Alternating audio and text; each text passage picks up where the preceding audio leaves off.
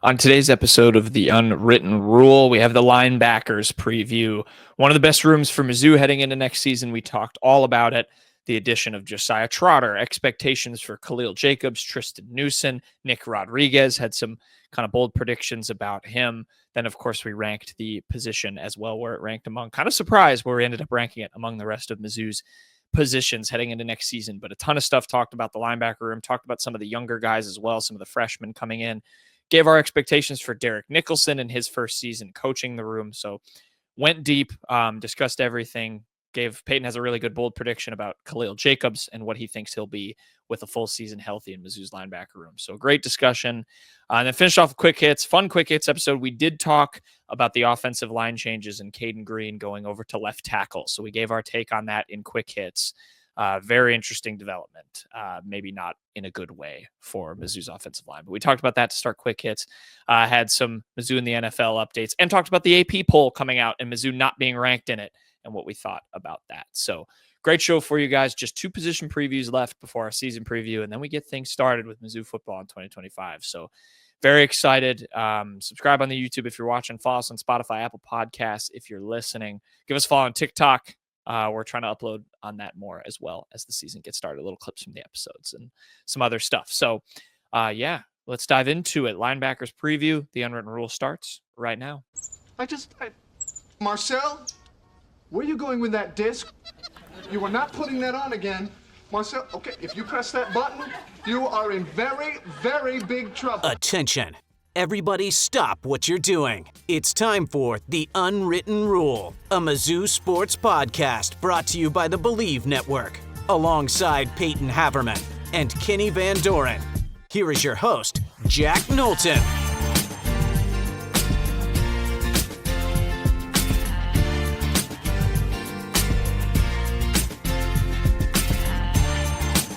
Welcome back to The Unwritten Rule. Today is Friday, August 15th, presented here on The Unwritten Rule on the Believe Network, brought to you by FanDuel. We are talking linebackers, a very exciting position to preview for Mizzou football in 2025. Maybe the best unit on the team. We'll get to that. We're going to rank them, see where they kind of slot in with the rest of the positions that we previewed. We're getting to the end of this series as well, too. We have secondary, and then I put a specialist preview on the calendar, but we'll see if we could maybe talk if we want to end up previewing that. I think Kenny will be in support of that, but we'll get to that. We got linebackers today. I'm excited to talk shop about this Mizzou linebacker room. It's very, very intriguing, very exciting, I think, with the talent that's coming in. Going to be coached by a new face as well, and Derek Nicholson coming over from Miami, replacing DJ Smith, who along with Brayshawn Littlejohn departed for App State. So some familiar Mizzou names on that App State team, but a exciting linebacker room with some of the new additions and some of the returning guys. This team did lose a couple of key pieces. The headliner there, I would say Corey Flagg Jr., of course, departing. He led this Mizzou team in tackles with 81 last year.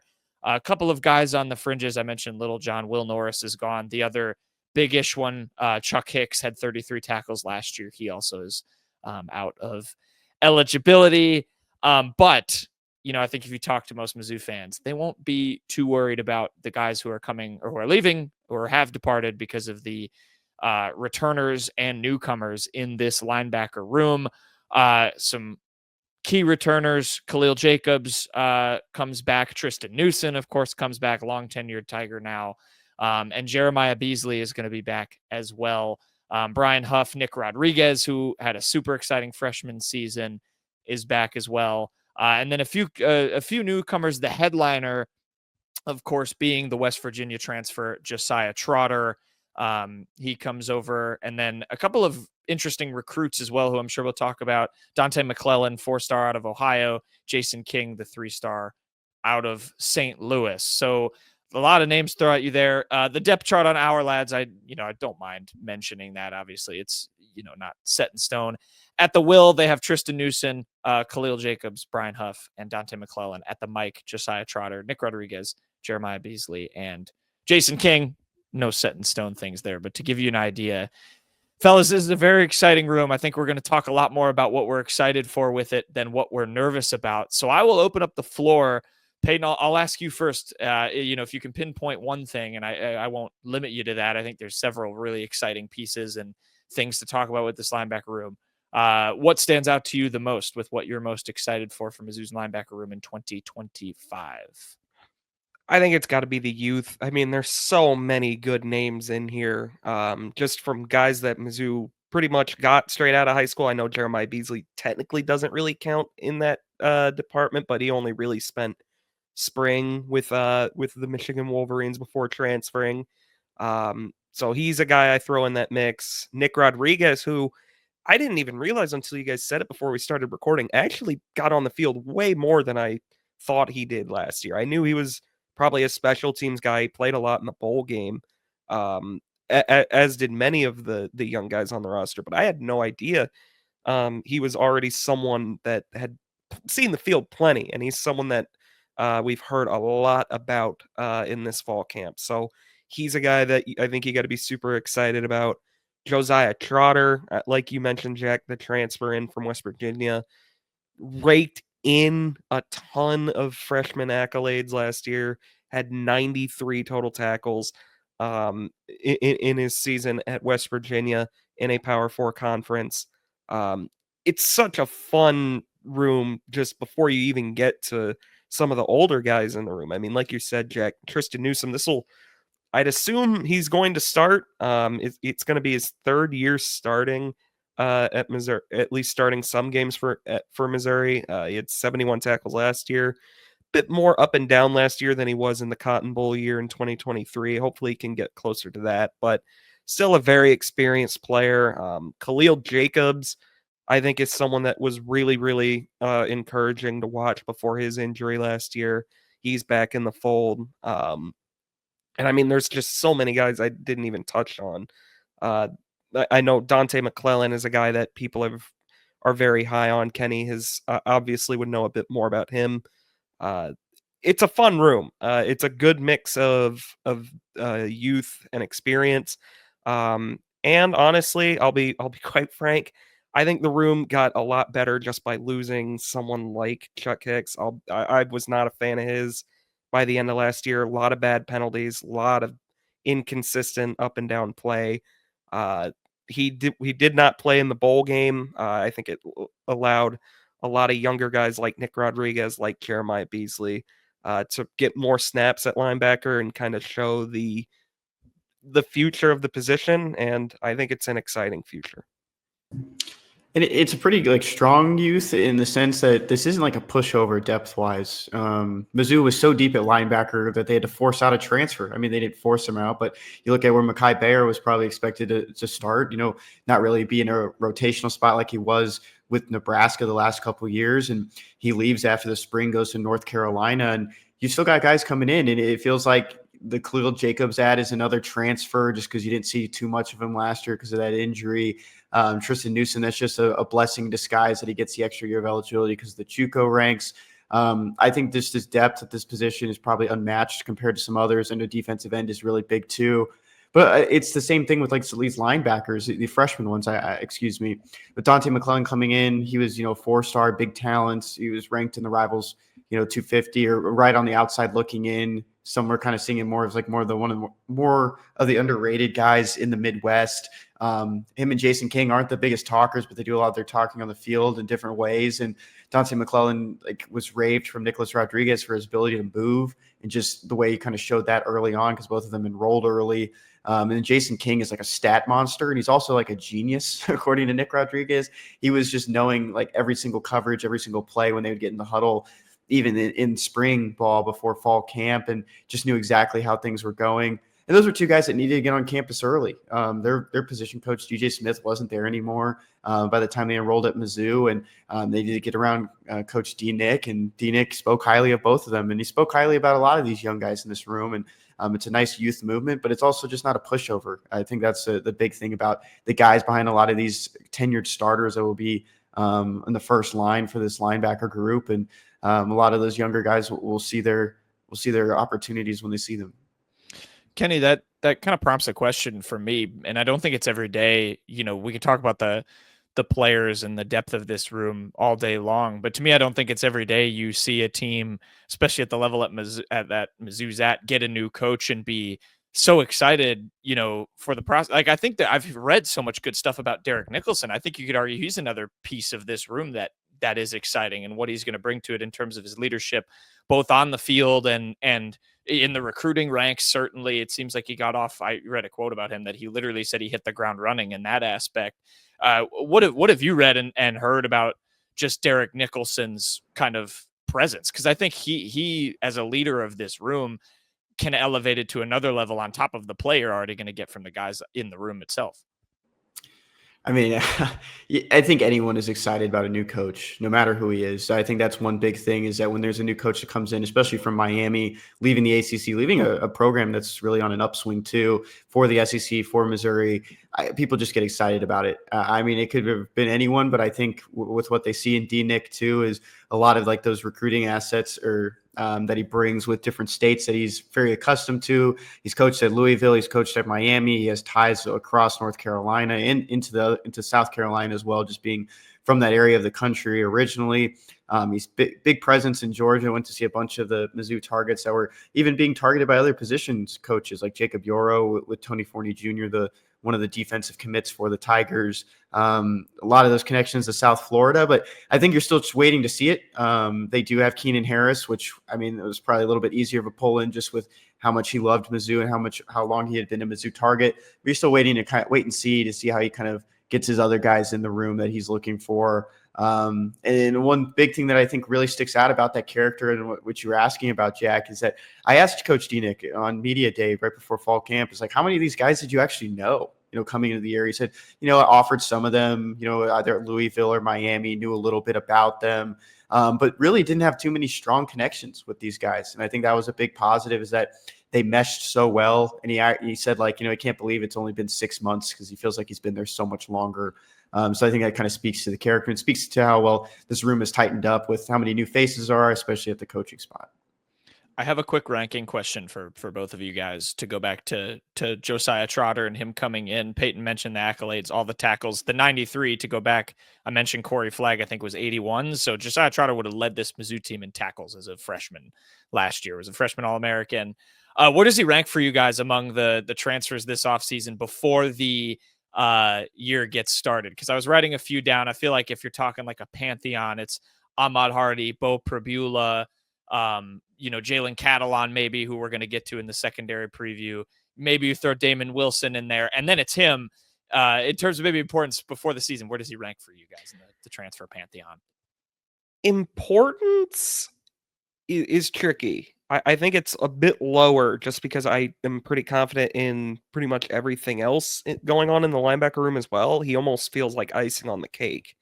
I'm not saying he's not going to be an invaluable piece for the team. I do think he'll, if he doesn't start, at least be kind of similar to what they did last year and be in the top 4 of snaps at linebacker for them. I don't know that I'd say he's incredibly important, though. I think Prabula's obviously number 1. I think if you're bringing in a quarterback with the expectation of him at the very least competing for the starting job, he's got to be up there. Ahmad Hardy, I think, has got to be in that group. Damon Wilson, I think, is in there, even though it's a deep edge room. I think he is kind of the difference maker in that group potentially. Catalon was an All-American, depending on who you ask last year. It's hard for me to say that's not important. I mean, then you have guys competing for starting spots on the O-line that you get into. So it's tough for me to say he's any. I would say probably around 5 or 6 in importance rating. I feel like in talent, though, like you put him at the level of Hardy, like, in Catalon, where he was a freshman All-American, in terms of the newcomers, he might be top 3 talent-wise, but I think you're right from the depth of the room. Kenny, you agree? Yeah, I'd have like 4 or 5. Yeah. I think one big thing is that I'm kind of looking forward to and just seeing is that there has to be. But I think there's going to be a C on one of these guys' jerseys, and I'm intrigued to see who it is. I don't necessarily think it would be Triston Newson. Don't really hear it. I think I've heard him speak once. Maybe not the biggest vocal leader. I know captains aren't always going to be like maybe the loudest guys on the field. But from what I kind of heard from Khalil Jacobs and what he's kind of come back from, and a lot of the positives that you're hearing about him really getting this room going too, I think, wouldn't be surprised if him, Trotter, or Newson got a C on their chest. I even asked D-Nick about that, and he said, he didn't really have an answer for it. He said that's up to Drinkwitz, but he thinks like everyone in this room, is leading in some capacity because they have to. They're linebackers. You're the middle of the defense, literally the middle. And I think, one of those guys will wear one. I think, 4 or 5 is a good spot. We don't even know like necessarily what the linebacker rotation will look like from those 3. And then the guys behind them, because we know Nicholas Rodriguez is going to see a pretty good amount of snaps as well. But pure talent wise, I think he has to be up there. And I think when you look at it in hindsight, a couple of years from now, we're probably saying he was one of the better ads from this transfer class, just with the impact he might have over the next 2 or 3 years. I agree. And Khalil Jacobs is where I was going to go from there too, because to me, you asked the leadership question. That's who it seems like it could come from, potentially the most likely candidate to get that kind of captaincy. I feel like depending on where you read or what you read, he's kind of won fall camp or won the offseason to an extent. He had that injury last year. He only played in 6 games, 14 tackles, 2.5 for loss, 2 sacks in those games. I go back to that to me is the thing I'm most excited for is just kind of, I guess nothing specifically, but his growth with a full season healthy. I go back to last offseason when he came over to Mizzou. He has the ties to Corey Batoon from South Alabama. I followed his recruitment pretty closely. He was very wanted from, a lot of top SEC programs. And I think there's a lot of chemistry things there with Batoon. He said he's been impressed with his leadership already, to go back to that piece of it. And so I think he's due for a really big year. I'm excited to see what he can bring on the field. And yeah, you don't want to take that for granted, Kenny, with, like you said, with leadership. There's a lot of older guys in this room, but not necessarily all of them have jumped out as the vocal leader. You do still need that to an extent, from no matter how talented a room is. But I don't know if you guys have any Jacob stuff, but I'm so excited for him to have a full year healthy. Yeah, he's gonna. I said before, I don't think anyone's gonna take my bold take. My bold take has to do with Khalil Jacobs. I think he's going to be He's going to be. I don't know if it'll necessarily be a starter every game, but he'll be top 2 in snaps. I think he leads the team in tackles personally. He was a guy that We got bold take now from Payton. I love it. Yeah, might as well get it out there. Yeah. We're on the topic of Khalil Jacobs.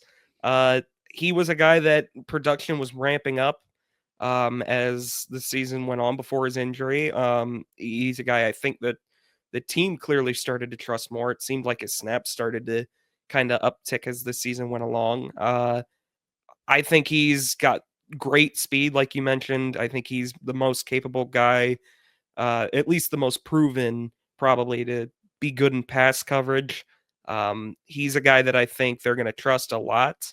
And I know it's a little lame when we're talking about all this depth. We're gushing about the young guys. I know it's a little lame to go with one of the veteran guys as a bold take, but I do believe in Khalil Jacobs. I think he really flashed a whole ton last year before his injury, and I think he's going to really, assuming he stays healthy, have a big year.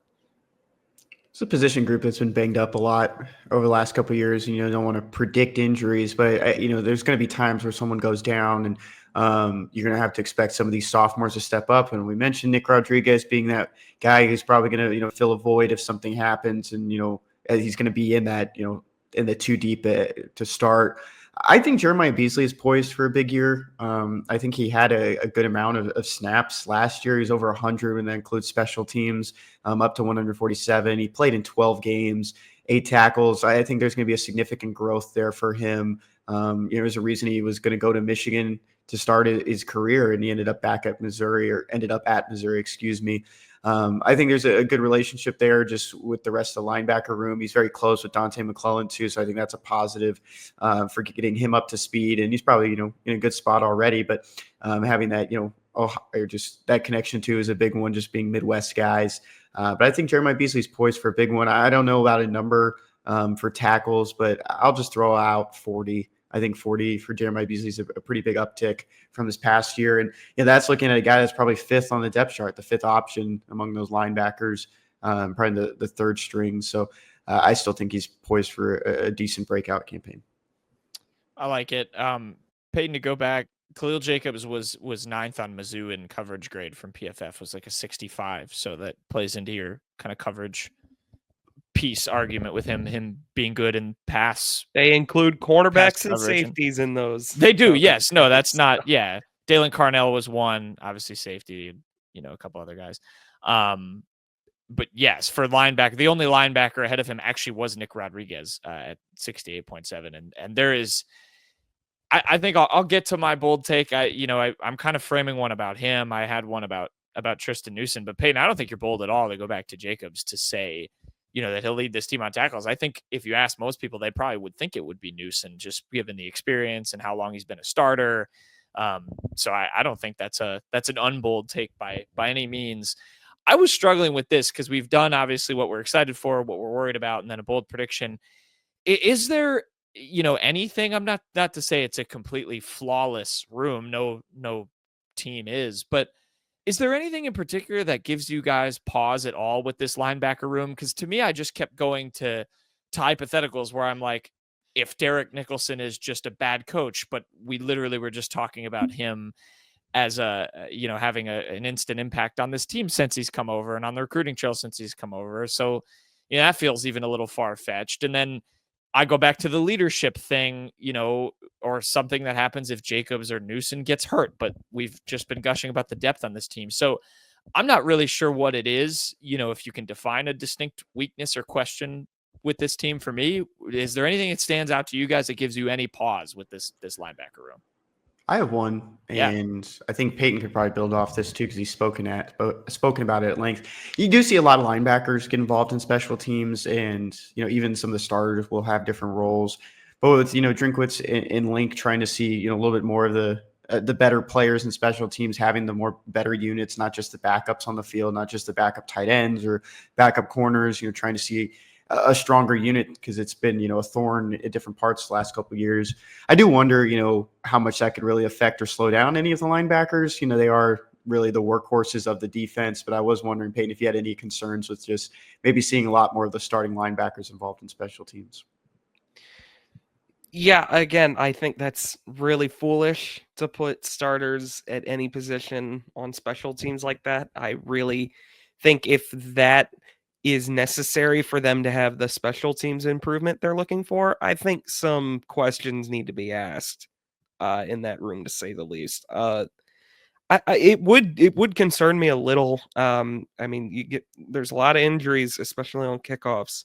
It's been well documented, so I would say that's a pretty decent fear to have if they're putting if you're putting guys like Khalil Jacobs and Triston Newson on kickoff or punt coverage. I think that's a mistake personally, but I was going to say my concern more has to go with something that's also exciting. When you talk about youth and depth, a lot of that, it's a double-edged sword because it comes with a lot of excitement, but it's also looking at it the other way. There could be some inexperience. There could be some growing pains, there's a lot of talent in that room, but it still isn't 100% molded into an experienced SEC player. So I'm sure there will be some bumps along the way, some lapses in coverage, some missed tackles. I think that's just part of having a young room that's growing. Like we have talked about before, a lot of these guys have played special teams a lot. That is something I think that does benefit them a bit. You get on the field, you see SEC speed a little bit. That hopefully prepares them a bit.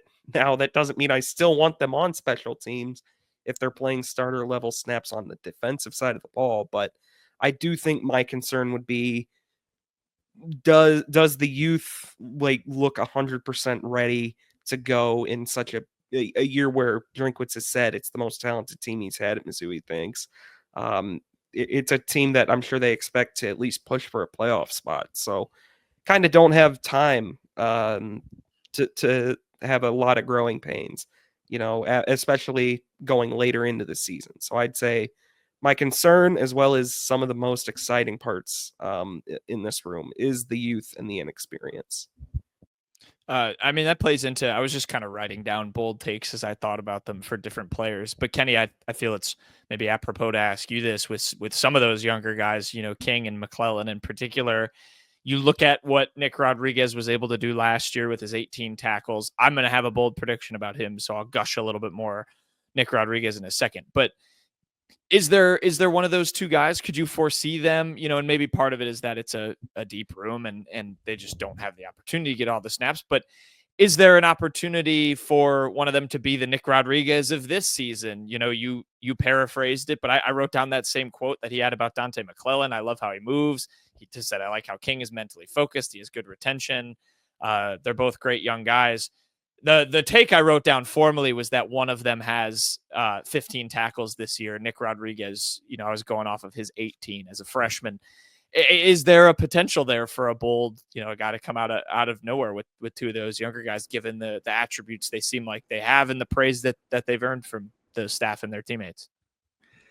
That was something I was thinking about too, even for my bold take. I don't necessarily think there's a Nick Rodriguez in that freshman group. If I had to go with one person, it would be Dante McClellan. I think he's a little bit more fine-tuned at the linebacker spot, and that's just, the case of just being, a little bit more physically ready, in my opinion, just from the way I've seen both of them. That's not, any slouch on Jason King or, it's a very deep room to begin with, and I don't think it would be hurtful at all if both of them or just one of them ends up earning a red shirt for this season. But if you had to, if I had to put me on the spot and choose one, I would think Dante McClellan would be that guy that you're looking for. Yeah, I think it's, it's interesting, and I think you're probably right. I think Nick Rodriguez, what he did was pretty special. So your bold take is not the Jeremiah Beasley 40 tackles. What is your bold take? That is my bold take. Oh, okay. Sorry, I thought you were pivoting to a different bold. Oh, no, okay. no. That's so you're going Jeremiah Beasley, 40 tackles this year at least. Payton's got Khalil Jacobs leading the SEC in tackle. I'm just kidding. Leading. No. No. Leading Mizzou in tackles. There's actually, I was looking at a bigger, because one other one I wrote down is maybe was a Triston Newson all SEC team. This is a deep conference for linebackers, which is actually what made me retract on it. Because you've got it's Hill from Texas, who I think was a preseason All-American. That Whit Weeks guy from LSU is really good. So this is a good conference for linebacker play. And Mizzou's whatever. Harold Perkins is also back. Is still there. Yeah, there's some good players. The bold take I'm going to settle on, and let me know if you guys want me to go more bold than this.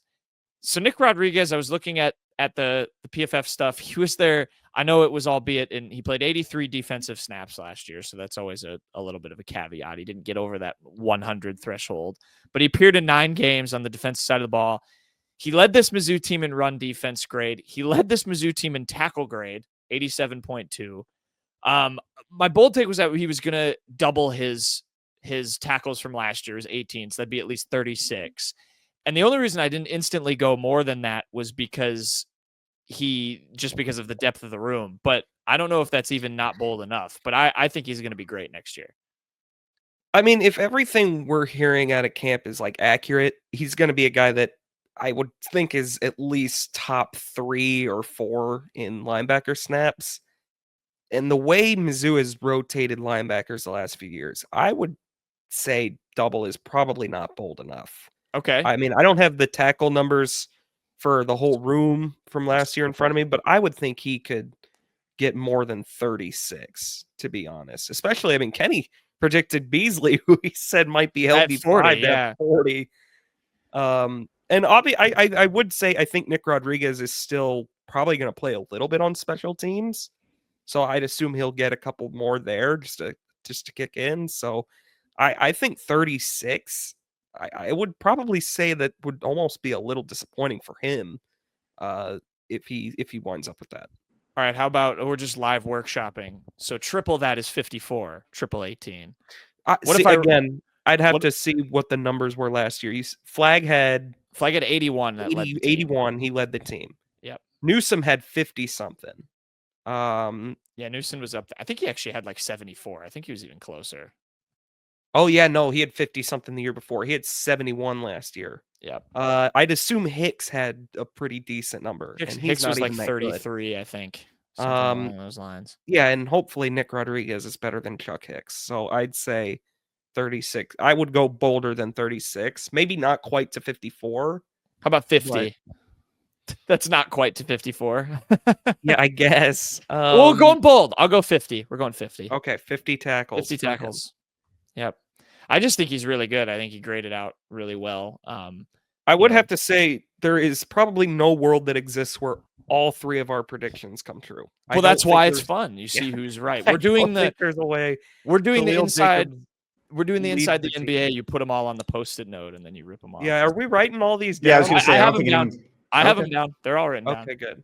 Yeah, I don't think there's a world where Khalil Jacobs leads the team in tackles and Jeremiah Beasley has 40 and Rodriguez has 50 because there's also Triston Newson in there. There's Josiah Trotter. You never know about one of the younger guys.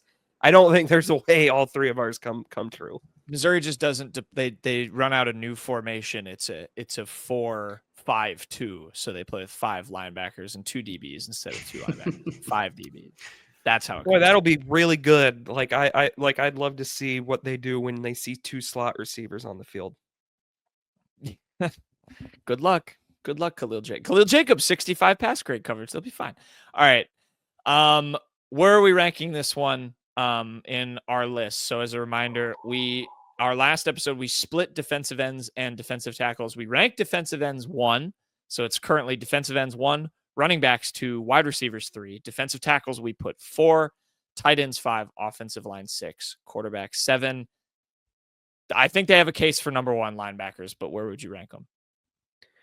They definitely do have a case for one, especially as we talked more and more about it. I almost thought about bumping them to 1. I'm still going to keep them at 2. I think I'm going to put them behind the ends. I think the ends just have a bit more experience and kind of a higher, maybe not a higher ceiling per se, but like a ceiling I can see being reached more easily than this room just because it's so much younger, the linebacker room. And I don't think there's a Damon Wilson type in this linebacker room just yet. I think you hope it would be Josiah Trotter, but again, just with him jumping over from, no offense to the Big 12, full offense to the Big 12, a much tougher league in the SEC, and just competing for with so many other guys for snaps. I don't think I would say he's gonna step in and be a 90 tackle a year guy again. So I'm gonna say number 2 still.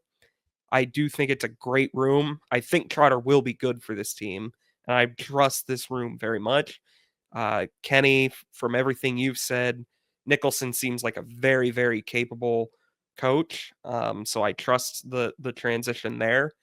But I won't quite put them over the end. We have a running back at 2, Jack.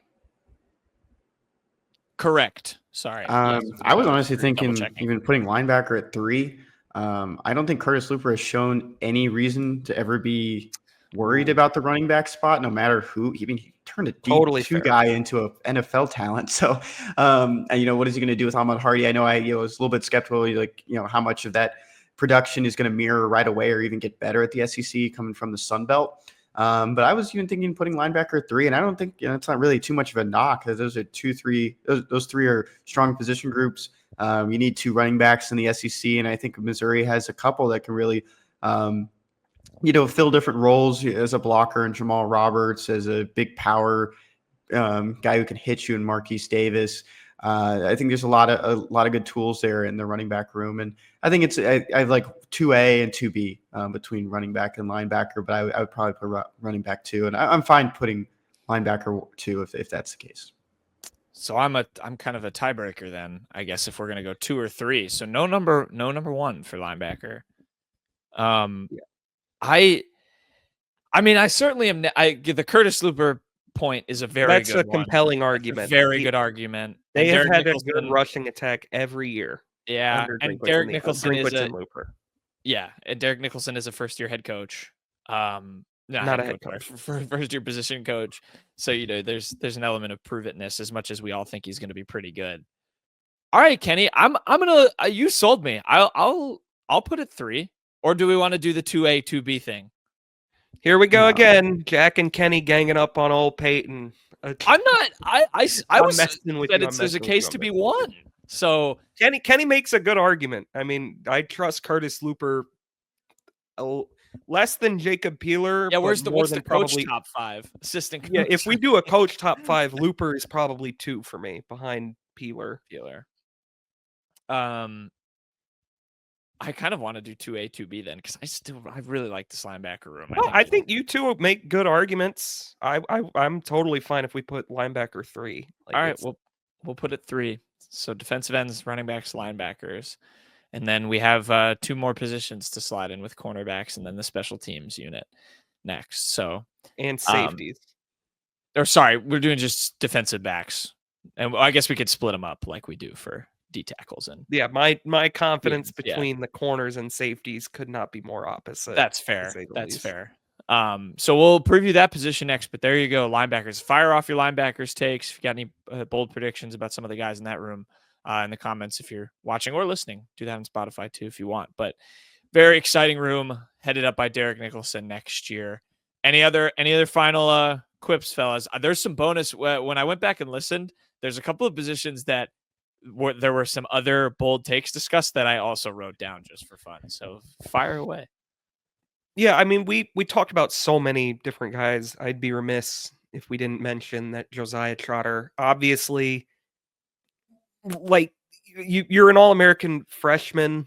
You're the son of a long tenured NFL linebacker.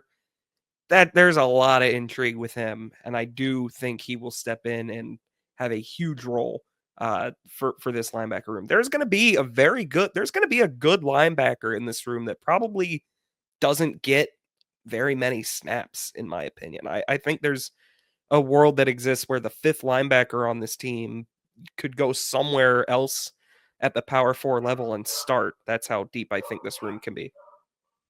There you go. Peyton's dogs are weighing in on the linebacker room discussion.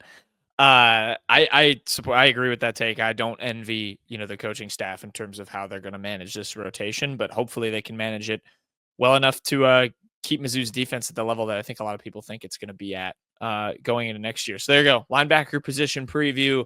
It's a good one. We ranked it 3rd, not where I expected it to end up, but Kenny made a good argument to why running backs could sneak ahead of it. So let us know if you disagree. And for now, we'll segue, fellas. Good linebacker discussion. We're gonna flip back in quick hits to one of our previous position previews, but we got more things coming up. We'll finish off the show.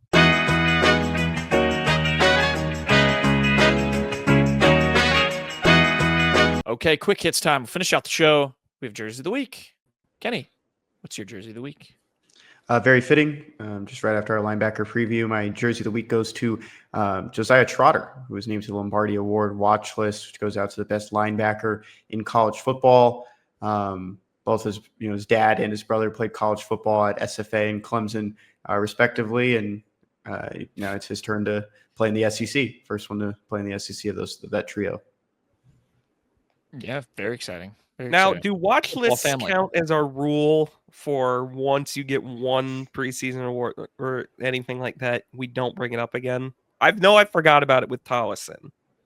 I think so. Isn't this the first time we brought up Trotter? That's what I'm saying. Yeah. That's what I'm wondering, if now we can ever bring up another preseason watch list or whatever. I do wonder how many more preseason awards there are. We are getting close, aren't we? We are 2 weeks away from the home opener. Isn't that crazy?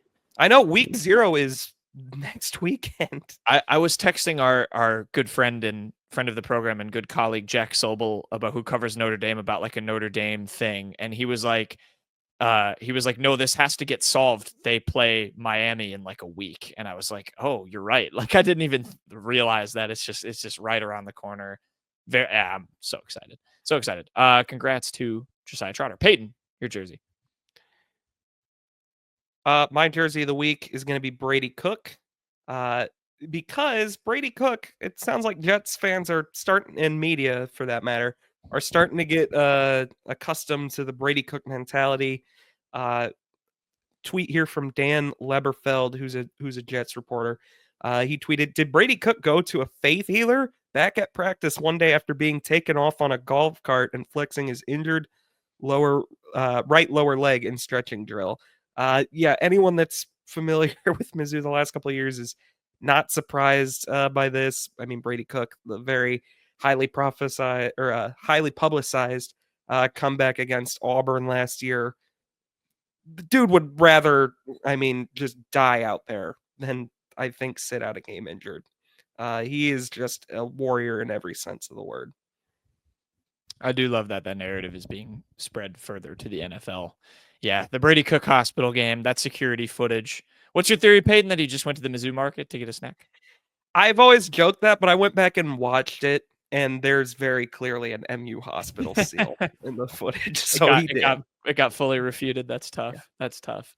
My jersey of the week, I'm gonna give it to Cayden Green. Now, this is more of an excuse to talk about a interesting development from fall camp that I wanted to bring up. To go back, we obviously did our offensive line preview at this point a couple weeks ago. Go check that out if you haven't.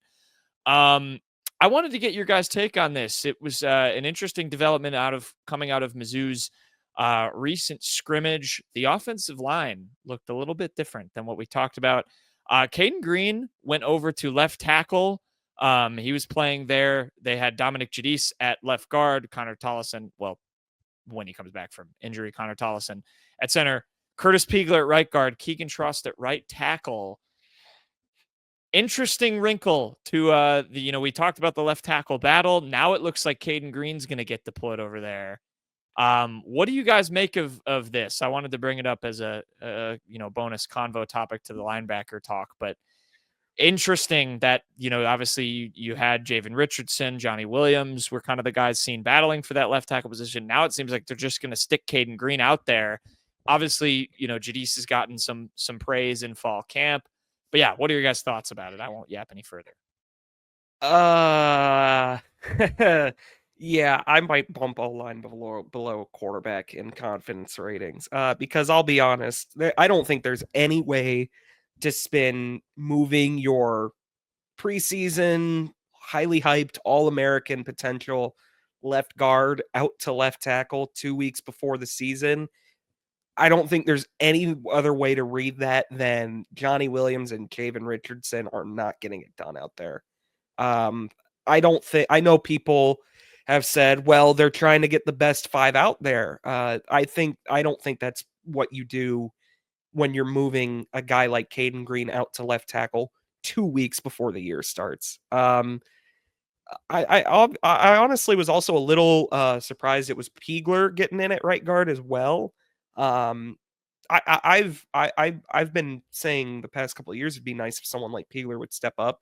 I don't know. Obviously, also I'm not at these scrimmages. I don't see all the pre snap lineups and everything.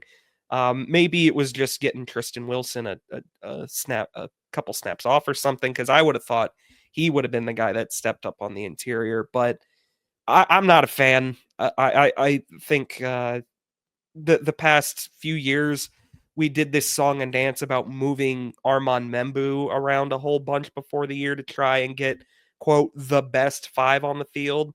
And Mizzou every time made the right decision to just keep him out at right tackle and let him be great there.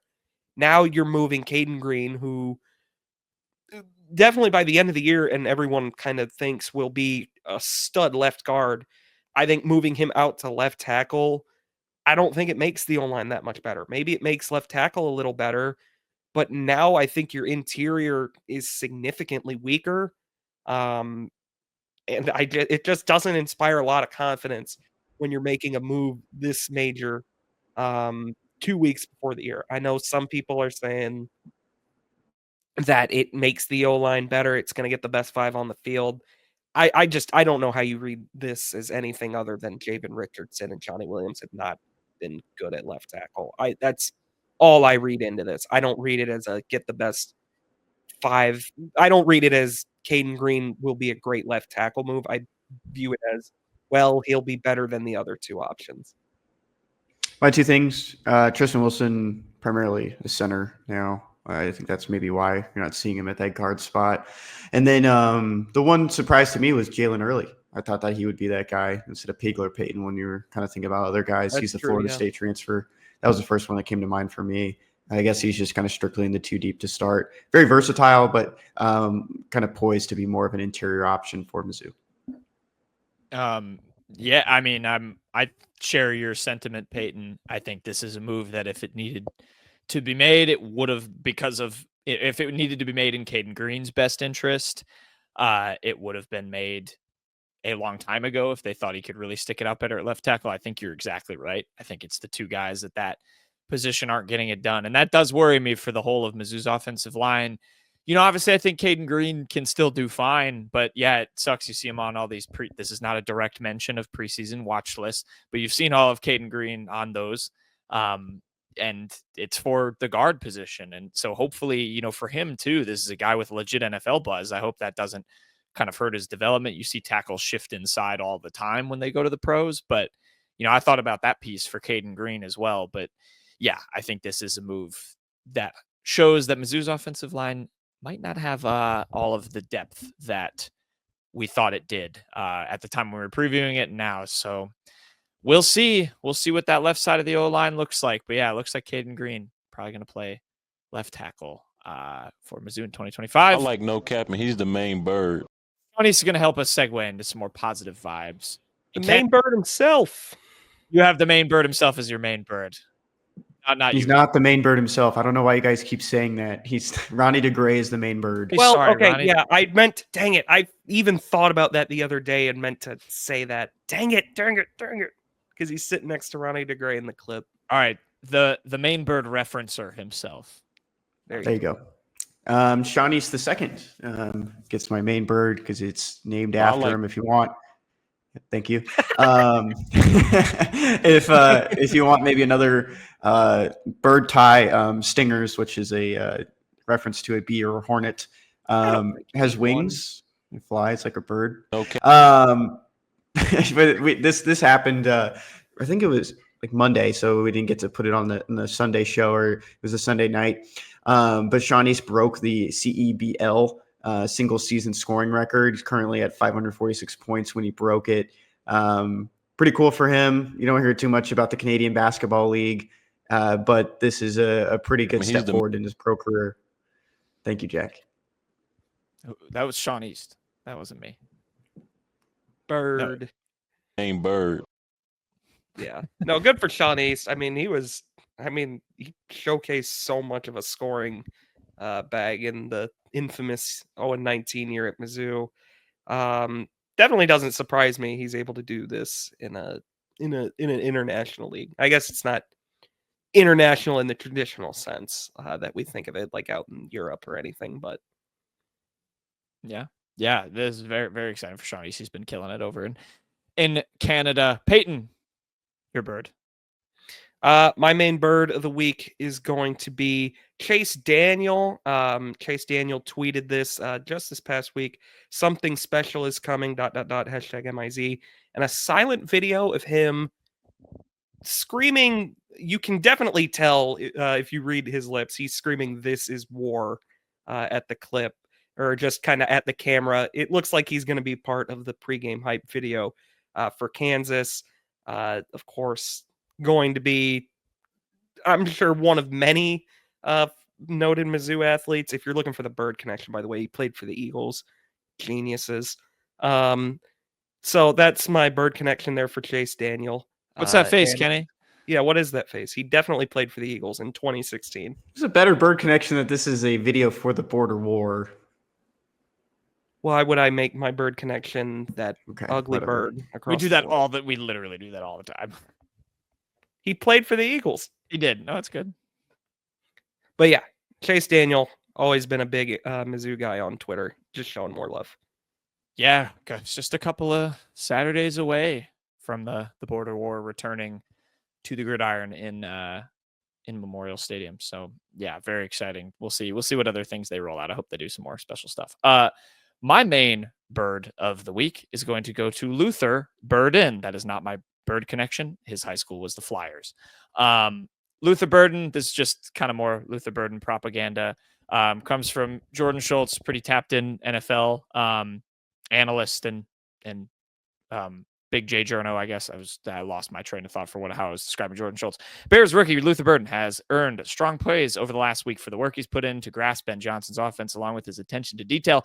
Several Chicago coaches tell me there is no hiding Burden's immense talent. It is far better than when he was taken in round 2 if he masters the details. His upside is huge. He did play in his first preseason game for the Bears, 2 catches for 29 yards. He also got murdered. Birds fly. I've literally used this one Flyers before. Don't ignore the bottom ticker if you're watching on the YouTube. Payton, Airplanes is one word. Yeah, it is, Kenny. Ticker man. Yeah, they definitely is. Payton, Luther almost, I know you were watching too. He almost got killed on his first target, by the way, by Tyson. Yeah, he Bagent did. in the It hospital. was not a good throw. He almost got his head taken off.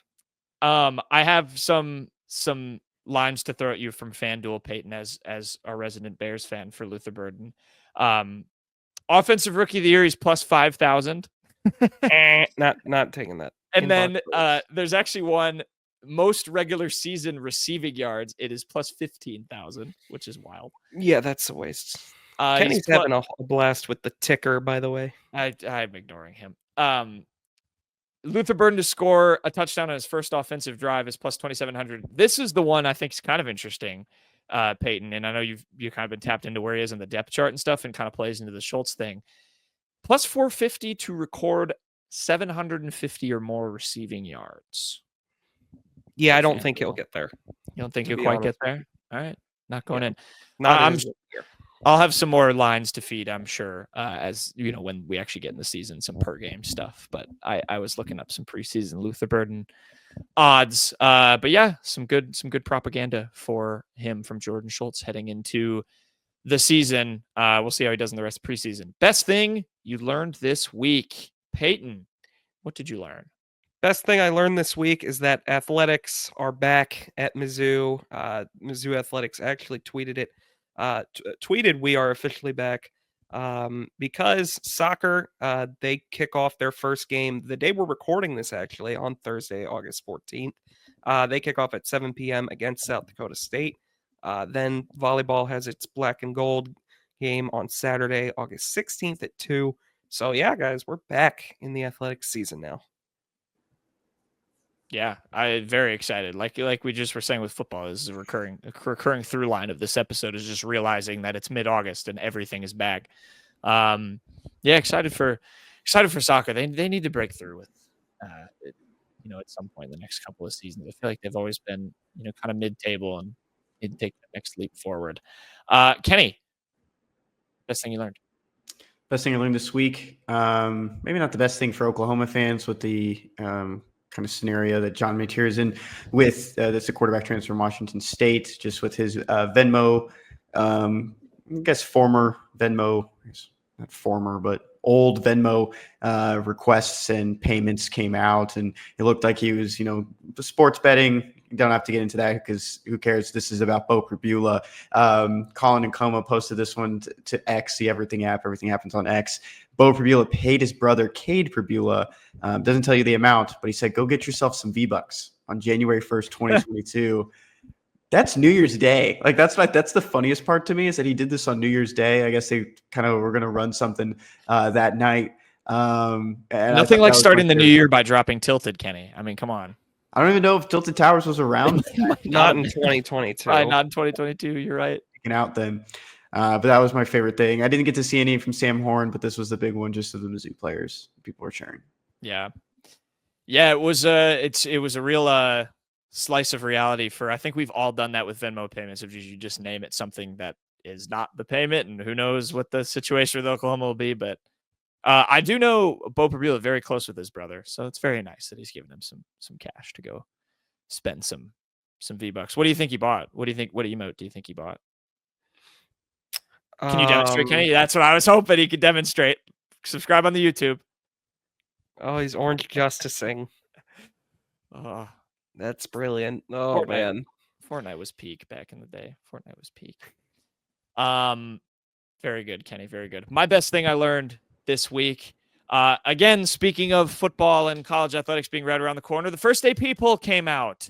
Mizzou did receive votes. They were not ranked. This also, first of all, they received 33 votes. I believe that was 7th among the others receiving votes. So they were, what does that make them? Dude, this guy is flexing his Texas University shirt. We are a Mizzou podcast, sir. You didn't go there. Yeah, come on. I thought he was taking it off for a second. Just gonna go shirtless on the pod.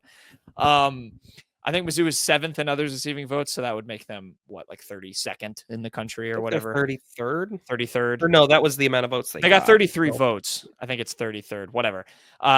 They did receive votes. This also prompted a lot of discourse about Mizzou having a really easy schedule. I saw Paul Feinbaum commented. I think Steve Spurrier commented on how easy their schedule was. So there were a couple of headlines with that. But Mizzou received some votes. Do you guys have any week 0 AP poll? Just on the schedule thing, thoughts? I don't know why an SEC or Big Ten fan would ever bother to care about the schedule. Let me tell you this. If you are in the SEC or Big Ten and you win 10 games, you are probably going to make the playoff. Like, there's always a chance you miss, just barely. But I cannot imagine a 10-win SEC or Big Ten school ever gets that many questions asked about their schedule.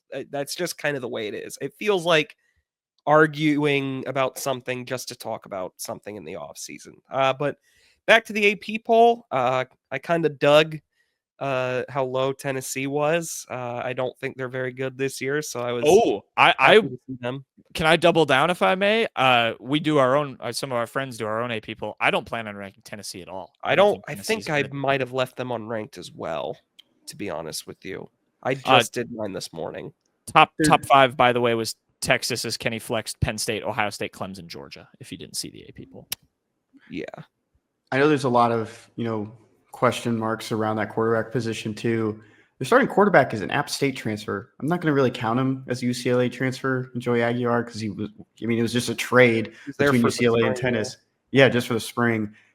I don't know how much you can really lean on we've seen it before. Vanderbilt really did something with Diego Pavia, but that's just kind of interesting to me that they're still ranked at this time.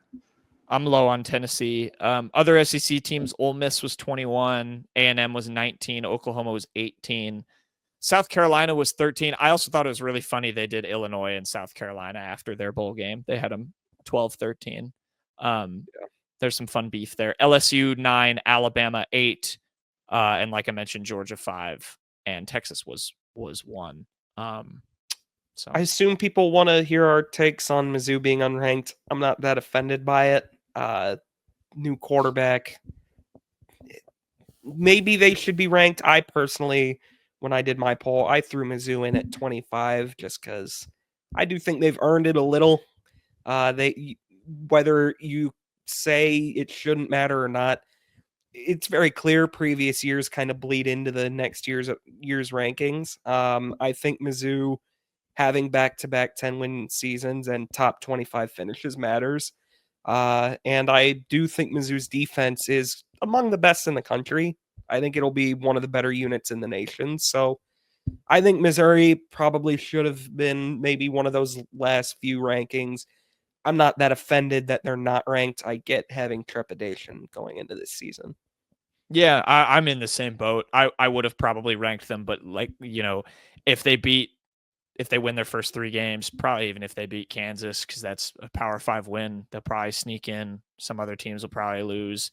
So I don't get that mad over it, but I do understand, if people do feel a little bit disrespected given exactly what Payton just said, because there's some cases where it seems like, why are you factoring this team's season? Like the preseason poll always has a little bit of projections. Teams get buzz. You got like Baylor got 132 votes. I know a lot of people like Baylor for this year, but I don't think I would rank Baylor as well. Okay, maybe that was a bad example. BYU is another one. They lost their. They're not going to have their quarterback from last year, but you have some weird. I don't know. There's always some things you can haggle over, in the AP poll. But yeah. Anyway, that'll do it for the unwritten rule.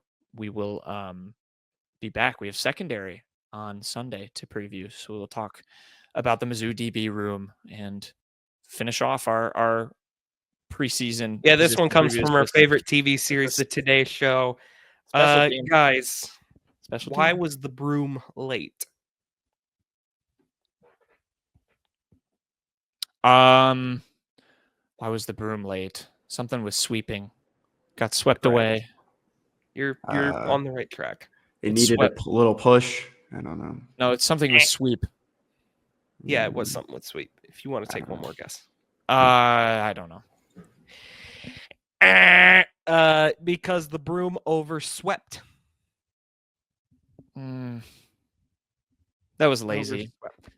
That was lazy. All right. Thank you for watching, listening. We'll be back. We'll have secondary preview for Sunday's show, and then it's just special teams, and then we'll get into our season preview for Mizzou football. If you can believe it, we're already there. Very exciting. No, Subscribe I like on the no YouTube. Captain. He's the main bird. Thank you, Sean. Follow us on TikTok. We're trying to upload on TikTok more. It'll be at the end of the YouTube description. Or I think it's just at Believe Unwritten. I should probably know that as a host. But yeah, follow us there. We're trying to post there more as the season gets underway. And thank you to all who watched, listen. We appreciate you. We will see you next time.